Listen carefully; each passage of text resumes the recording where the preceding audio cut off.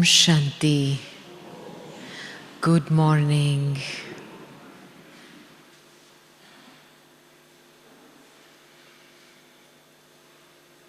कल बाप दादा की वाणी का यही सार था कि बच्चे अपने अव्यक्त स्थिति में रह कर के साक्षात्कार स्वरूप बनना है। साक्षात ब्रह्मा बाप समान बनना है। तो कल बाबा ने क्या होमवर्क दिया था, याद है? क्या होमवर्क दिया था बाबा ने? भूल गए? भाग्य का लिस्ट बनाना है।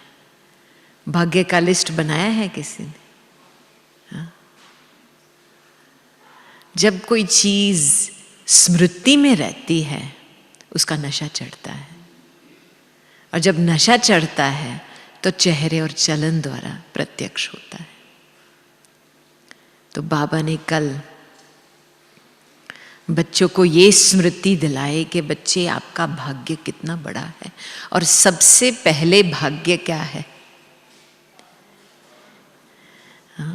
एक में तीन मिल गए। एक भगवान में हमको बाप, टीचर और सतगुरु मिला है। मुझे याद है गुलजार दादी जी कहते थे कि बाप के प्यार में सर्व संबंधों का रस है, और टीचर की शिक्षा से क्या मिलता है? ये दूसरा एलिमेंट है भाग्य का। पहला है संबंध, दूसरा है श्रेष्ठ पद। तो एक है संगम युग में स्वराज्य अधिकारी बेफिक्र बादशाह का पद। बाबा हर बात में बच्चों को बेफिक्र बना देता है। कोई आपकी जीवन में आए और बोले, मैं आपसे बहुत प्यार करता हूं, मैं आया हूं आपको कर्म बंधन से छुड़ाने के लिए, मैं आया हूं आपके सारे बोझ उठाने के लिए। हाँ, तो आप क्या कहेंगे उस व्यक्ति के लिए? फिदा हो जाएंगे ना। तो वैसे बाबा की श्रेष्ठ शिक्षा द्वारा हमको एक श्रेष्ठ संगम योगी स्वराज्य अधिकारी का पद, और आगे के भविष्य में भी कौन सा पद? अखंड, अटल और निर्विघ्न राज्य मिलेगा। और फिर तीसरी बात जो बाबा ने बताई, पढ़ाई, पद और वर्षा।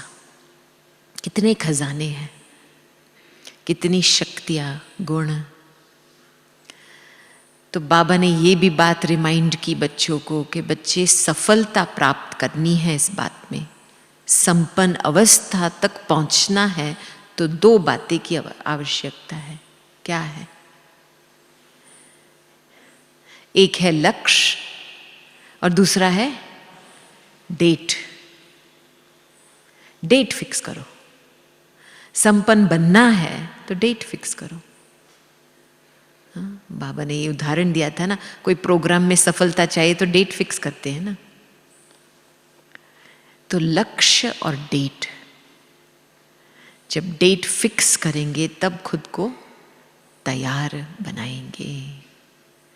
तो इसलिए बाबा ने ये बात बहुत जोर से अंडरलाइन की है बच्चों को कि बच्चे, अभी ध्यान चाहिए सेवा में और स्वरूप में, कि जो भी भाग्य की प्राप्तियां है वो आपके चलन और चेहरे से दिखाई देवे। ये आवश्यकता है समय की। और आज बाबा की वाणी बहुत प्रैक्टिकल वाणी है, धारणा युक्त वाणी है, जिसमें बाबा ने दो बातें उठाई हैं जो अव्यक्त वाणी से भी संबंधित है। कि बच्चे देखो, सर्व खजाने का स्रोत क्या है? बाबा की श्रेष्ठ महावाक्य। और जब हम उस महावाक्य पर विचार सागर मंथन करेंगे तो खुशी का पारा चढ़ेगा। इस महावाक्य के आधार से हमारी उन्नति होती है। तो आज बाबा ने ये भी बात अंडरलाइन की है कि बच्चे, दो चीजों की रजिस्टर होनी चाहिए, पढ़ाई की और चलन की। उन्नति करनी है ब्राह्मण जीवन में तो पोता मिल जरूर रखना है। तब फिर अटेंशन रहता है कर्मों पर कि मैं कोई आसुरी कर्म तो नहीं कर रही हूं। तो बड़ी मीठी वाणी है आज बाबा की। हम साइलेंस धाम के निवासी है, साइलेंस के धाम में जाना है, साइलेंस की शक्ति से विश्व पर जीत पानी है। इसीलिए किसी को भी दृष्टि वृत्ति कर्मों द्वारा किसी को दुख नहीं देना है। तब तो हम कर्मातीत अवस्था तक पहुंचेंगे ना। तो आज 1 दिसंबर की साकार वाणी सुनते हैं बाबा की। तो बाबा बोले, मीठे बच्चे, रोज विचार सागर मंथन करो, रोज विचार सागर मंथन करो तो खुशी का पारा चढ़ेगा। चलते फिरते याद रहे कि हम स्वदर्शन चक्रधारी है। चलते फिरते याद रहे कि हम स्वदर्शन चक्रधारी है। इसीलिए बाबा 5 स्वरूपों का ड्रिल करते हैं ना। स्वदर्शन चक्रधारी माना स्वरूप की स्मृति। प्रश्न, अपनी उन्नति करने का सहज साधन कौन सा है? अपनी उन्नति करने का सहज साधन कौन सा है? उत्तर, अपनी उन्नति के लिए रोज पोता मेल रखो। अभी पूछे कौन रोज पोता मेल रखता है? हाँ पूछे। अपनी उन्नति के लिए रोज पोता मेल रखो। चेक करो आज सारा दिन कोई आसुरी काम तो नहीं किया। जैसे स्टूडेंट अपना रजिस्टर रखते हैं, ऐसे तुम बच्चे भी दैवी गुणों का रजिस्टर रखो। जैसे स्टूडेंट अपने रजिस्टर रखते हैं, वैसे तुम बच्चे भी दैवी गुणों का रजिस्टर रखो तो उन्नति होती रहेगी। गीत। दूर देश के रहने वाला आया, आया देश पर आए। ओम शांति। बच्चे जानते हैं दूर देश किसको कहा जाता है?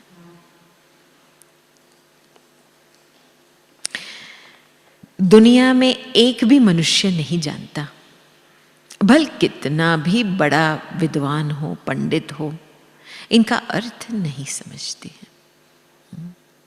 लोग समझते हैं हेवन ऊपर है, लेकिन हमारा दूर देश का रहने वाला परम धाम, तो चाहे इतना बड़ा विद्वान हो, पंडित हो, इनका अर्थ नहीं समझते। तुम बच्चे समझते हो। बाप जिसको सब मनुष्य मात्र याद करते हैं कि हे भगवान, वह जरूर ऊपर मूल वतन में है। आंखें ऊपर ही जाती है ना जब ईश्वर को याद करते हैं, तो वे जरूर ऊपर मूल वतन में है। और किसको भी यह पता नहीं है। इस ड्रामा के राज को भी अभी तुम बच्चे समझते हो। शुरू से लेकर अभी तक जो हुआ है, जो होने का है, सब बुद्धि में है। यह सृष्टि चक्र कैसे फिरता है, वह बुद्धि में रहना चाहिए ना। तुम बच्चों में भी नंबरवार समझते हैं। क्यों? क्योंकि विचार सागर मंथन नहीं करते हैं, इसीलिए खुशी का पारा भी नहीं चढ़ता। उठते बैठते बुद्धि में रहना चाहिए कि हम स्वदर्शन चक्रधारी है। हम सो हम वो थे, हम वापस बन रहे हैं। तब अंदर से अपना क्या कहेंगे, विजय का नशा रहेगा। जब हम स्वरूप को भूल जाते हैं ना, तो हम इसी लास्ट जन्म का देह का नाम रूप में फंस पड़ते हैं और साधारणता आ जाती है। तो इसीलिए बाबा कहते हैं ये सृष्टि चक्र कैसे फिरता है, वह बुद्धि में रहना चाहिए। तुम बच्चों में भी नंबरवार समझते हैं, विचार सागर मंथन नहीं करते, इसीलिए खुशी का पहाड़ा भी नहीं चढ़ता है।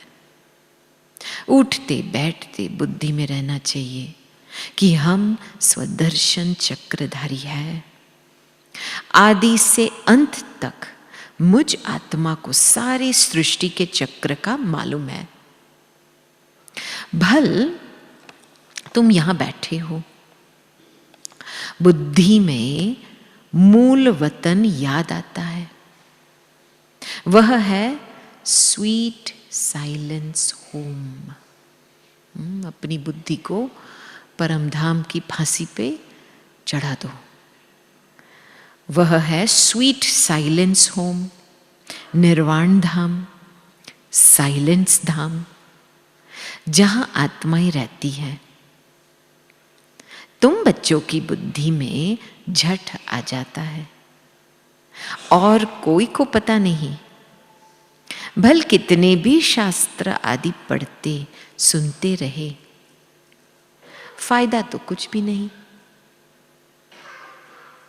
वह सब है उतरती कला में और तुम अभी चढ़ रहे हो। वापस जाने के लिए खुद तैयारी कर रहे हो। यह पुराना कपड़ा छोड़ हमको घर जाना है। पुराना वस्त्र छोड़ घर जाना है। तो सब बातों में संपन्नता होनी चाहिए। कंप्लीट कंप्लीट कंप्लीट हर बात को कर्म के हिसाब किताब चुकतू करो। अपनी संपन्न अवस्था पे ध्यान रखो। और ये एक अच्छा कनेक्शन है जो बाबा ने बताया है, क्योंकि एक बारी कोई बहन ने दादी जानकी को पूछा था, दादी हम मंथन जो ज्ञान का करते हैं, हमको कैसे पता चले कि वो यथार्थ मंथन है, एक्यूरेट है? तो दादी ने बहुत अच्छा जवाब दिया। कहती है कि जब एक्यूरेट मंथन, ज्ञान का मंथन होता है, तो बुद्धि एकदम उस निर्वाण धाम में टिक जाती है, साइलेंस तक पहुंच जाते हैं। लेकिन जब हमारे विचारों में एक्यूरेसी नहीं होती है, मंथन का एक्यूरेसी नहीं होती है, तब और विचार चलते रहते हैं, एनालिसिस से पैरालिसिस हो जाती है। तो इसलिए बाबा हमको याद दिला रहे हैं, यह पुराना कपड़ा छोड़ हमको घर जाना है। खुशी रहती है ना। घर जाने के लिए आधा कल्प भक्ति की है, सीढ़ी नीचे उतरते ही गए। अभी बाबा हमको सहज समझाते हैं, तुम बच्चों को खुशी होनी चाहिए। बाबा भगवान हमको पढ़ाते हैं, यह खुशी बहुत रहनी चाहिए। बाप सम्मुख पढ़ा रहे हैं। बाबा जो सभी का बाप है, वह हमको फिर से पढ़ा रहे हैं। अनेक बार पढ़ाया है। जब तुम चक्र लगाकर पूरा करते हो तो फिर बाप आते हैं। इस समय तुम हो, चक्र फिराते फिराते क्या बन गए? तुम हो स्वदर्शन चक्रधारी। तुम विष्णुपुरी के देवता बनने के लिए पुरुषार्थ कर रहे हो। दुनिया में और कोई भी यह नॉलेज दे न सके। शिव बाबा हमको पढ़ा रहे हैं। यह खुशी कितनी रहनी चाहिए। बच्चे जानते हैं यह शास्त्र आदि सब भक्ति मार्ग के हैं, यह सद्गति के लिए नहीं।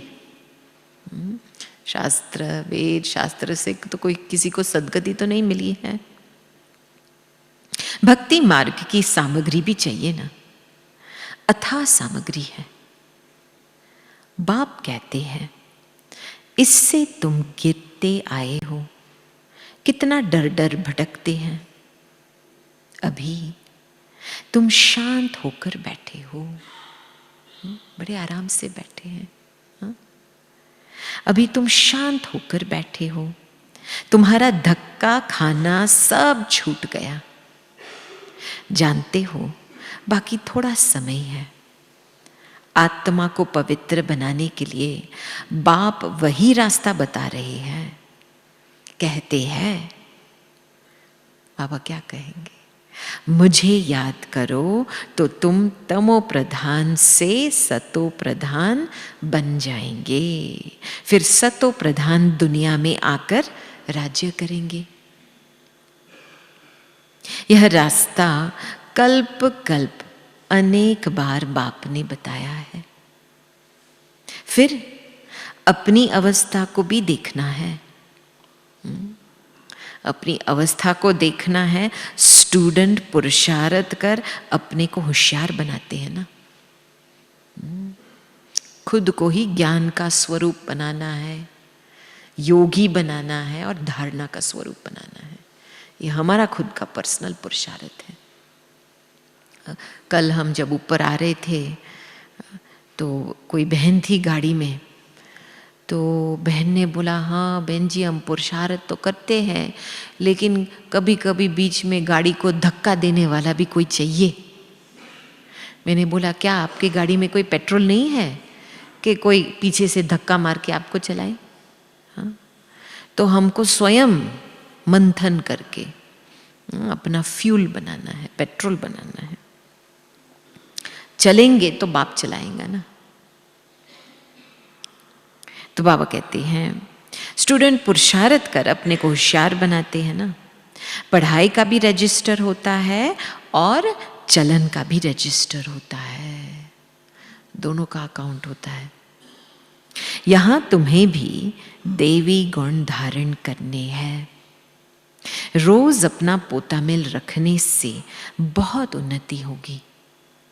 आज सारा दिन कोई आसुरी काम तो नहीं किया। हमको तो देवता बनना है। लक्ष्मी नारायण का लक्ष्मी नारायण का चित्र तो सामने रखा है। कितना सिंपल चित्र है। ऊपर में शिव बाबा है। प्रजापिता ब्रह्मा द्वारा यह वर्षा देते हैं तो जरूर संगम पर ब्राह्मण ब्राह्मणियां होंगे ना। देवताएं होते हैं सतयुग में, ब्राह्मण है संगम पर। कलयुग में है शूद्र वर्ण वाले। विराट रूप भी बुद्धि में धारण करो। हम अभी है ब्राह्मण चोटी, फिर देवता बनेंगे। बाप ब्राह्मणों को पढ़ा रहे थे, बाप ब्राह्मणों को पढ़ा रहे हैं देवता बनाने के लिए। ये एक पॉइंट भी आप आज स्मृति में रखो, इतना नशा रहेगा कि ऊंचते ऊंच भगवान बैठे हैं। बाबा की दृष्टि हमारे पे पड़ी है और बाबा हमको पढ़ा रहे हैं। हाँ, बाबा के महावाक्य से, दृष्टि द्वारा हमारे अंदर से वो जो सोई हुई देवता जागृत हो रही है। तो बाबा कहते हैं बाप ब्राह्मणों को पढ़ा रहे हैं देवता बनाने के लिए, तो दैवी गुण भी धारण करने हैं। हाँ, तो दैवी गुण धारण करने का प्रूफ क्या है? आपको कैसे पता चले कि आपके अंदर दैवी गुण धारण हुए हैं? प्रूफ क्या है? अभी बाबा बताते हैं। तो दैवी गुण भी धारण करने हैं, इतना मीठा बनना है, मिठास आती है। कोई को दुख नहीं देना। जैसे शरीर निर्वाह के लिए कुछ न कुछ काम किया जाता है, वैसे यहां भी यज्ञ सर्विस करनी है। कोई बीमार है, सर्विस नहीं करते हैं, तो उनकी फिर सर्विस करनी पड़ती है। हमारे एक बहुत अच्छा उदाहरण है, जब ग्लोबल रिट्रीट सेंटर पहले पहले खुला था, तब एक माता आई थी, जॉइस करके उनका नाम है। तो बाबा दादी ने उनको पूरा माना क्लीनिंग का, सफाई की ड्यूटी सौंप दी थी और वरदान दिया था उसको, क्योंकि बहुत एक्यूरेट माता थी कि ये जो सफाई के सिस्टम्स बनाती हैं तो वो लोगों को तपस्या करने में मदद बहुत देती है, तो इसके पुण्य के खाते में जमा होता है। तो जब उसको बहुत सालों तक उसने सफाई की और लोगों को प्रेरणा दी सफाई करने की, थोड़े समय के बाद उसको फिर पार्किंसंस हुआ। और आपको पता है ना, पार्किंसंस में सारे पाँव, हाथ पाँव हिलते हैं। तो जब उसको इतना से होता नहीं था, तो हमारा सेंटर खुला वर्दिंग में, समुद्र के सामने। तो उसने दादी को बोला, दादी मुझे वहाँ रखो, मैं वहाँ सेवा करूँगी। तो आप मानो नहीं, सवेरे जब उठती थी ना तो उसके पैर ऐसे होते थे। दवा खा करके जब उसके पैर सीधे हो जाते थे तब क्लास में आती थी, हाथ ऐसे हिलता था, ऐसे मुंह भी हिलता था, फिर भी मुरली सुनती थी। मुरली के बाद धीरे धीरे अपना काम करती थी, चाहे लॉन्ड्री का काम, कुछ ऐसे नैपकिन्स को ऐसे फोल्ड करना है, कुछ न कुछ छोटा मोटा काम करती रहती थी अंत तक। उसको देख करके इतने लोग प्रेरित हो गए कि हमारे सारे कॉन्टेक्ट स्टूडेंट भी आकर के मदद करते थे कर्म योग में। तो यज्ञ सेवा माना क्या? तन और धन से। हाँ, और जब तन और धन से नहीं होता है तो मन तो है ना, मनसा सेवा तो कर सकती है ना। तो इसीलिए बाबा कहते हैं वैसे यहां भी यज्ञ सर्विस करनी है। कोई बीमार है, सर्विस नहीं करते हैं, तो उनकी फिर सर्विस करनी पड़ती है। समझो कोई बीमार है, शरीर छोड़ देते हैं, तो तुमको दुखी होने की व रोने की बात नहीं। तुमको तो बिल्कुल ही शांति में बाबा की याद में रहना है। कोई आवाज नहीं, वह तो स्मशान घाट में ले जाते हैं तो आवाज करने जाते हैं, राम नाम संग है। तुमको कुछ भी कहना नहीं है, तुम साइलेंस से विश्व पर जीत पाते हो। उन्हों की है साइंस और तुम्हारी है साइलेंस। तुम बच्चे ज्ञान और विज्ञान का भी यथार्थ अर्थ जानते हो। ज्ञान है समझ और विज्ञान है सब कुछ भूल जाना। समझ से परे, ज्ञान से भी परे। तो ज्ञान भी है, विज्ञान भी है। आत्मा जानती है हम शांति धाम के रहने वाले हैं, फिर ज्ञान भी है। रूप और बसंत, बाबा भी रूप बसंत है ना। रूप भी है और उनमें सारे सृष्टि चक्र का ज्ञान भी है। उन्होंने विज्ञान भवन नाम रखा है। अर्थ तो कुछ भी नहीं समझते। तुम बच्चे समझते हो। इस समय साइंस से दुख भी है तो सुख भी है। वहां सुख ही सुख है, यहां है अल्पकाल का सुख। साधनों से सुख अल्पकाल के लिए मिलता है, बाकी तो दुख ही दुख है। घर में मनुष्य कितने दुखी रहते हैं, समझते हैं कहां मरे तो इस दुख की दुनिया से छूटे। तुम बच्चे तो जानते हो बाबा आया हुआ है हमको स्वर्गवासी बनाने। कितना गदगद होना चाहिए। कल्प कल्प बाबा हमको स्वर्गवासी बनाने आते हैं, तो ऐसे बाप की मत पर चलना चाहिए ना। बाप कहते हैं, कितना प्यार से बाबा समझाते हैं। अभी सुनो, बाप कहते हैं, मीठे बच्चे कभी कोई को दुख ना दो। गृहस्थ व्यवहार में रहते पवित्र बनो। हम भाई बहन हैं, यह है प्यार का नाता। ये स्मृति जब खत्म हो जाती है ना कि हम भाई बहन हैं, तब हम एक दोनों को टोक टोक करते हैं। वो क्या कहते, दया भाव नहीं रहता है। तो हम भाई बहन हैं, यह है प्यार का नाता, और कोई दृष्टि जा नहीं सकती। हर एक की बीमारी अपनी अपनी है, उस अनुसार राय भी देते रहते हैं। पूछते हैं, बाबा यह हालात होती है, उस हालात में क्या करें?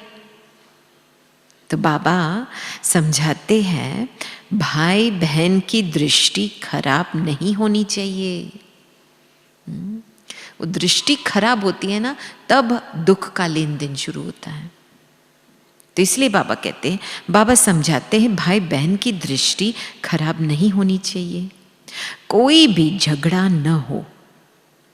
मैं तुम आत्माओं का बाप हूं ना। शिव बाबा ब्रह्मा तन से बोल रहे हैं। प्रजापिता ब्रह्मा बच्चा हुआ शिव बाबा का, साधारण तन में ही आते हैं ना। विष्णु तो हुआ सतयुग का। बाप कहते हैं, मैं इनमें प्रवेश कर नई दुनिया रचने आया हूं। बाबा पूछते हैं, तुम विश्व के महाराजा महारानी बनेंगे? तो बच्चे क्या जवाब देंगे? हाँ बाबा, क्यों नहीं बनेंगे? हाँ, इसमें पवित्र रहना पड़ेगा, यह तो मुश्किल है। हाँ? बच्चे कहते हैं, यह तो थोड़ा मुश्किल है। तो बाबा क्या कहेंगे, अरे तुमको विश्व का मालिक बनाते हैं, तुम पवित्र नहीं रह सकते हैं? लज्जा नहीं आती है?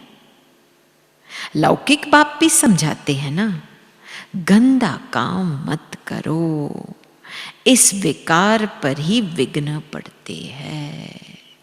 यज्ञ की शुरुआत से यही कारण से ही विघ्न पड़ते आए हैं। शुरू से लेकर इस पर हंगामा चलता आया है। बाप कहते हैं, मीठे बच्चों, इस पर जीत पानी है। मैं आया हूं पवित्र बनाने। तुम बच्चों को राइट रॉन्ग, अच्छा बुरा सोचने की बुद्धि मिली है। यह लक्ष्मी नारायण है, एम ऑब्जेक्ट। स्वर्गवासियों में दैवी गुण है और नरकवासियों में अवगुण है। अभी रावण राज्य है, यह भी कोई समझ नहीं सकते। रावण को हर वर्ष जलाते हैं, दुश्मन है ना, जलाते ही आते हैं, समझते नहीं कि यह है कौन। हम सब रावण राज्य के हैं ना, तो जरूर हम असुर ठहरे। परंतु अपने को कोई असुर समझते ही नहीं। बहुत कहते भी है यह राक्षस राज्य है, यथा राजा रानी तथा प्रजा, परंतु इतनी भी समझ नहीं है। बाप बैठ समझाते हैं राम राज्य अलग होता है, रावण राज्य अलग होता है। अभी तुम सर्वगुण संपन्न बन रहे हो। बाप कहते हैं, अभी सेवा की बात बाबा उठा रहे हैं। बाप कहते हैं मेरे भक्तों को ज्ञान सुनाओ, जो मंदिरों में जाकर देवताओं की पूजा करते हैं। बाकी ऐसे ऐसे आदमियों से माथा नहीं मारो। मंदिरों में तुमको बहुत भक्त मिलेंगे। नब्ज भी देखनी होती है। डॉक्टर लोग देखने से ही झट बता देते हैं कि इनको क्या बीमारी है। अभी बाबा एक बहुत मशहूर वेद जो 1860-70 में दिल्ली में एक अजमेल खान वेद मशहूर था। हकीम अजमेल खान था उसका नाम। तो आयुर्वेदा और उनानी का जो सिस्टम है, जो ग्रीस और पारसी लोग अरब दुनिया में वो जो सिस्टम मानते हैं, उसका एक बहुत बड़ा वेद था। उसके नाम से पीछे एक यूनिवर्सिटी खोली है, उसके नाम से अवार्ड भी मिलता है दिल्ली में। तो बाबा ने उसको याद किया कि दिल्ली में एक अजमेल खान वेद मशहूर था। बाप तो तुमको 21 जन्मों के लिए एवर हेल्थी वेल्थी बनाते हैं। यहां तो है ही सब रोगी, अनहेल्थी। वहां तो कभी रोग होता ही नहीं। तुम एवर हेल्थी एवर वेल्थी बनते हो। तुम अपने योग बल से कर्मेंद्रियों पर विजय पा लेते हो। तुम्हें यह कर्मेंद्रियां कभी धोखा नहीं दे सकती है। बाबा ने समझाया है, याद में अच्छी रीति रहो, देही अभिमानी रहो तो कर्मेंद्रियां धोखा नहीं देंगी। सीक्रेट है एवर हेल्दी बनने की। बाबा ने समझाया है, याद में अच्छी रीति रहो, देही अभिमानी रहो तो कर्मेंद्रियां धोखा नहीं देंगी। यहां ही तुम विकारों पर जीत पाते हो। वहां कुदृष्टि होती नहीं। रावण राज्य ही नहीं, वह है ही अहिंसक देवी देवताओं का धर्म। लड़ाई आदि की कोई बात ही नहीं। यह लड़ाई भी अंतिम लगती है। इनसे स्वर्ग का द्वार खुलना है। फिर कभी लड़ाई लगती ही नहीं। यज्ञ भी यह लास्ट है। फिर आधा कल्प कोई यज्ञ होगा ही नहीं। इसमें सारा किचड़ा स्वाहा हो जाता है। इस यज्ञ से ही विनाश ज्वाला निकली है, सारी सफाई हो जाएगी। फिर तुम बच्चों को साक्षात्कार भी कराया गया है। वहां के सुबीरस आदि भी बहुत स्वादिष्ट फर्स्ट क्लास चीजें होती हैं। उस राज्य की अभी तुम स्थापना कर रहे हो तो कितनी खुशी होनी चाहिए। दादी का ये स्लोगन था, संगम युग में, इस महायज्ञ में अपने को साफ रखना है। Clean clean clean, clear clear clear. छोड़ते जाओ, स्वाहा करते जाओ। तुम्हारा नाम भी है शिव शक्ति भारत माताएं। शिव से तुम शक्ति लेते हो सिर्फ याद से। बहुत अच्छी बात है। शिव से तुम शक्ति लेते हो सिर्फ याद से। धक्के खाने की कोई बात नहीं। वह समझते हैं जो भक्ति नहीं करते हैं वह नास्तिक है। तुम कहते हो जो बाप और रचना को नहीं जानते हैं वह नास्तिक है। तुम अभी आस्तिक बने हो, त्रिकालदर्शी भी बने हो, तीनों लोकों तीनों कालों को जान गए हो। इन लक्ष्मी नारायण को बाप से यह वर्षा मिला है। अभी तुम वह बनते हो। यह सब बातें बाप ही समझाते हैं। शिव बाबा खुद कहते हैं कि मैं इनमें प्रवेश कर समझाता हूं, नहीं तो मैं निराकार कैसे समझाऊं। प्रेरणा से तो पढ़ाई होगी है, प्रेरणा से पढ़ाई होती है क्या? पढ़ाने के लिए तो मुख चाहिए ना। गौ मुख तो यह है ना, यह बड़ी मम्मा है ना, ह्यूमन माता है। भल मम्मा को निमित्त बनाया, हाँ, बहनों की देखभाल में सिस्टम्स बनाने के लिए, लेकिन बड़ी मम्मा तो ब्रह्मा बाबा है ना। यह ह्यूमन माता है। बाप कहते हैं मैं इन द्वारा तुम बच्चों को सृष्टि के आदि मध्य अंत का राज समझाता हूं, युक्ति बतलाता हूं। इसमें आशीर्वाद की तो कोई बात नहीं। डायरेक्शन पर चलना है, श्रीमत मिलती है, कृपा की बात नहीं है। कहते हैं बाबा हम घड़ी घड़ी भूल जाता हूं, कृपा करो ना। तो बाबा क्या कहेंगे?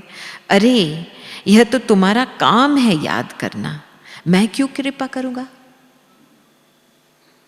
हमारे लिए तो सब बच्चे हैं, कृपा करूं तो सभी क्या होगा? बाबा सभी के ऊपर कृपा करे तो सभी तख्त पर बैठ जाए। हमारे पुरुषार्थ से पद मिलता है, बाबा की कृपा से पद नहीं मिलता है। तो पद तो पढ़ाई अनुसार पाएंगे ना। पढ़ना तो तुमको है ना, पुरुषार्थ करते रहो। मोस्ट बिलवेड बाप को याद करना है। पतित आत्मा वापस जा न सके। बाप कहते हैं जितना तुम याद करेंगे तो याद करते करते पावन बन जाएंगे। पावन आत्मा यहां रह नहीं सकेंगी। पवित्र बने तो शरीर नया चाहिए। पवित्र आत्मा को शरीर इम्प्योर मिले, यह लॉ नहीं है। सन्यासी भी विकार में जन्म लेते हैं ना। यह देवताएं विकार में जन्म नहीं लेते जो फिर सन्यास करना पड़े। यह तो ऊंच ठहरे ना।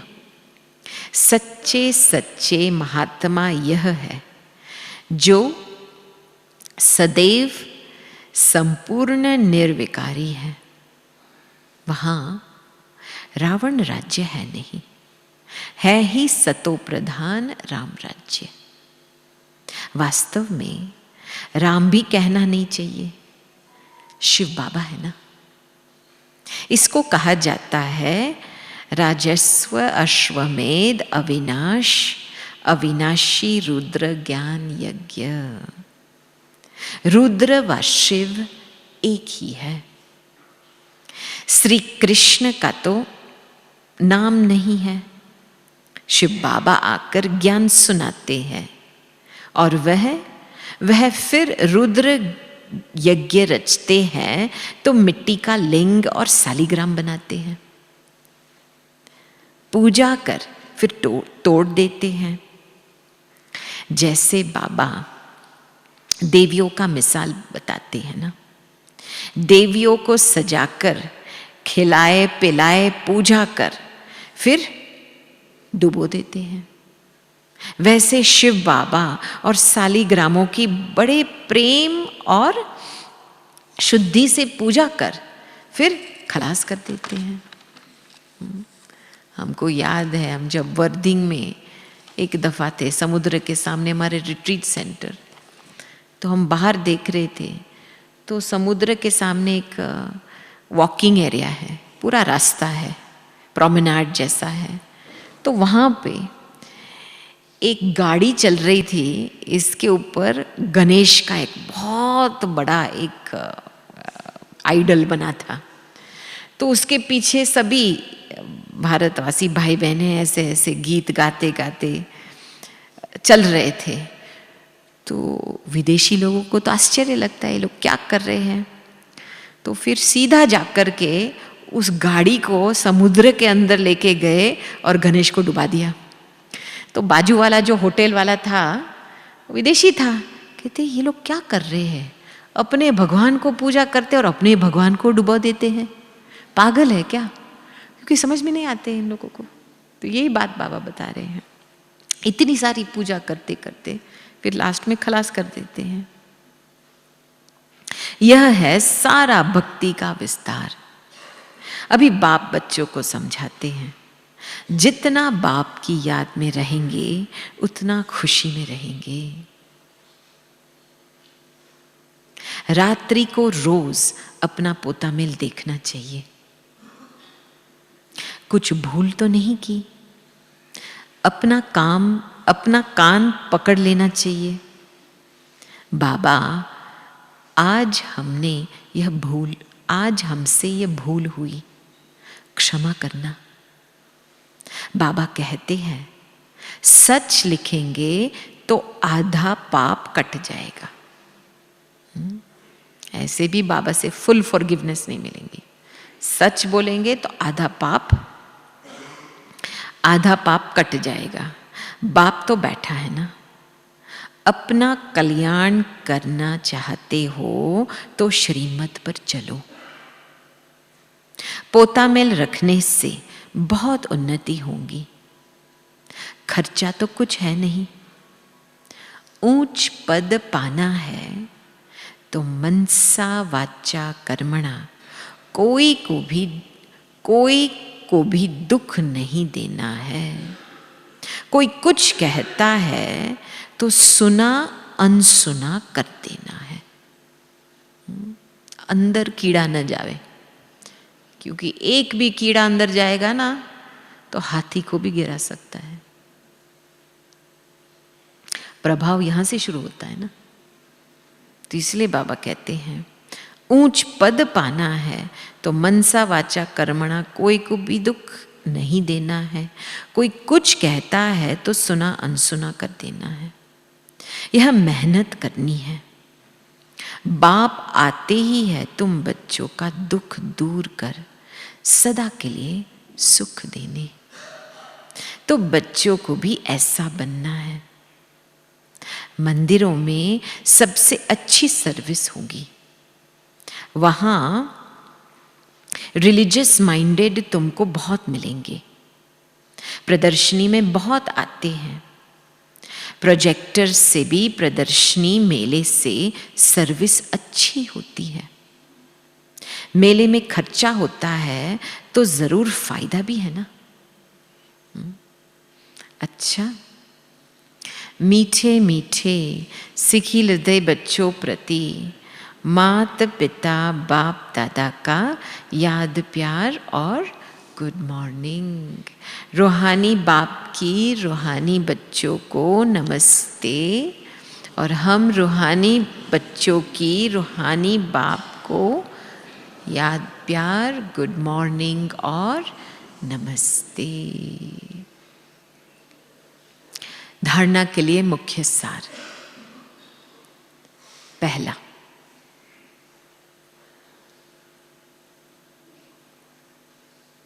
बाप ने राइट रॉन्ग को समझने की बुद्धि दी है।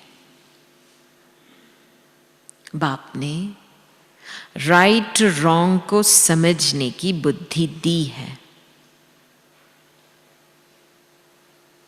उसी बुद्धि के आधार पर दैवी गुण धारण करने हैं। उसी बुद्धि के आधार पर दैवी गुण धारण करने हैं। किसी को दुख नहीं देना है। ये बात तो आज अंडरलाइन करो। संपन्न अवस्था तक पहुंचना है तो ये प्रतिज्ञा बहुत चाहिए कि किसी को दुख नहीं देना है। आपस में भाई बहन का सच्चा प्यार हो, कभी कुदृष्टि न जाए।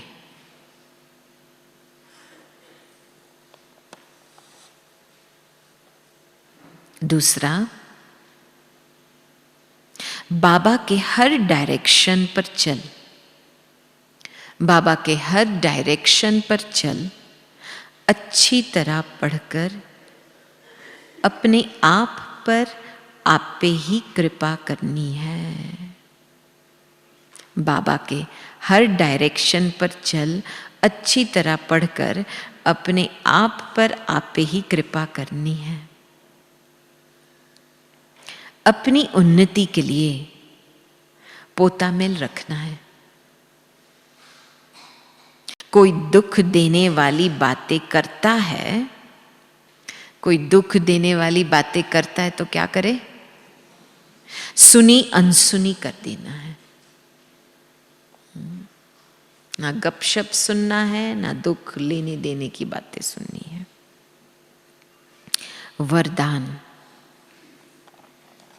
बहुत ही सुंदर वरदान है आज। ईश्वरीय रॉयल्टी के संस्कार द्वारा, ईश्वरीय रॉयल्टी के संस्कार द्वारा हर एक की विशेषताओं का वर्णन करने वाले पुण्य आत्मा भव। हर एक की विशेषताओं का वर्णन करने वाले पुण्य आत्मा भव। सदा स्वयं को विशेष आत्मा समझ हर संकल्प व कर्म करना और हर एक में विशेषता देखना, वर्णन करना, सर्व के प्रति विशेष बनाने की, शुभ कल्याण की कामना रखना, यही ईश्वरीय रॉयल्टी है।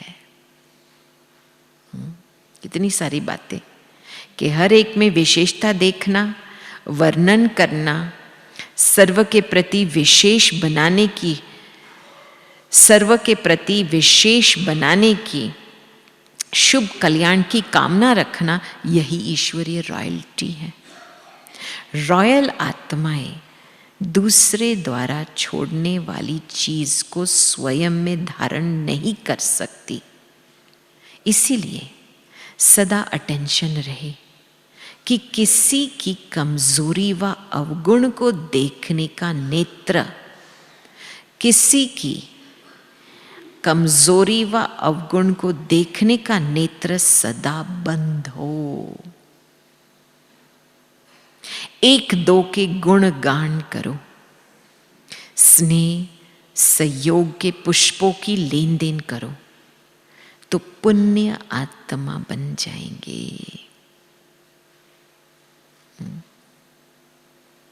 सच में हमने प्रैक्टिकल में दादी में ये धारणा देखी है। कभी भी हम एक बारी दादी को वॉकिंग लेके गए थे, तो ज्यादातर दादी साइलेंस में वॉकिंग करते थे। तो बीच में फिर दादी ने मेरे तरफ देखा, पूछा कुछ बोलना है, पता नहीं कुछ टच हुआ होगा। तो मैंने बोला नहीं दादी सब कुछ ठीक है। फिर कुछ मन में याद आई बात कि बस कोई एक व्यक्ति है, इसका स्वभाव ऐसा है, और मैंने थोड़ा कंप्लेन शुरू किया। दादी ने तुरंत मेरी बात को कट कर दिया उसी समय।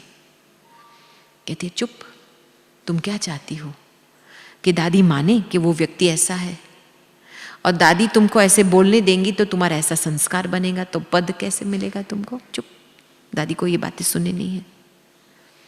इतना तक दादी वफादार थी कि हर एक की विशेषता को देख करके विशेषता ही वर्णन करनी है। यही है ईश्वरीय रॉयल्टी का फाउंडेशन। स्लोगन, वरदान की शक्ति परिस्थिति रूपी, वरदान की शक्ति परिस्थिति रूपी आग को भी पानी बना देती है।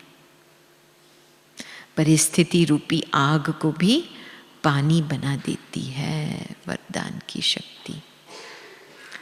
और आज 1 दिसंबर है, तो आज एक नया टॉपिक शुरू हो रहा है अव्यक्त इशारे के।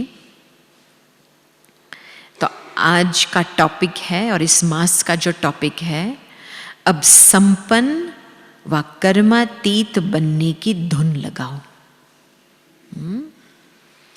अब संपन्न व कर्मातीत बनने की धुन लगाओ।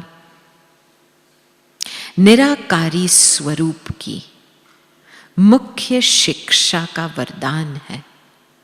निराकारी स्वरूप की मुख्य शिक्षा का वरदान है कर्मातीत भव। निराकारी स्वरूप न्यूट्रल अवस्था है ना, सब बातों से पार है। तो इसका वरदान है कर्मातीत भव। आकारी स्वरूप अथवा फरिश्तेपन का वरदान है डबल लाइट भव। निराकारी स्वरूप कर्मातीत भव और आकारी स्वरूप फरिश्तेपन स्वरूप का वरदान है डबल लाइट भव। डबल लाइट अर्थात सर्व कर्म बंधनों से हल्के, और लाइट अर्थात सदा प्रकाश स्वरूप में स्थित रहने वाले। दोनों प्रकार, कर्म बंधनों से हल्के और सदा प्रकाश स्वरूप से, सदा प्रकाश स्वरूप में स्थित रहने वाले। ऐसे डबल लाइट रहने वाले सहज कर्मातीत स्थिति को प्राप्त कर सकते हैं।